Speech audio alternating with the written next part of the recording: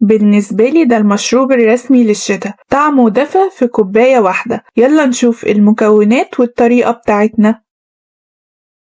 في البراد هنزل بكوبايتين من الحليب، معلقتين كبار من بودرة الكاستر، وهنقلب بس على البارد الأول علشان بودرة الكاستر ما تكتلش مع الحليب. الكاستر اللي أنا مستخدماه كان فيه سكر، لكن انتي لو هتستخدمي كاستر من غير سكر زودي سكر حسب الرغبة. بعد ما اتأكد ان البودرة دابت تماما مع الحليب هشغل النار. بعد كده هنزل بشوية من الزعفران يدوا لون حلو للمشروب بتاعنا، بس ده اختياري، لو مش متوفر عندك مفيش مشكلة. هسيبه بقى على نار هادية جدا لحد ما يبدأ يغلي، وبعد كده هصبه في الكوبايات بالشكل ده.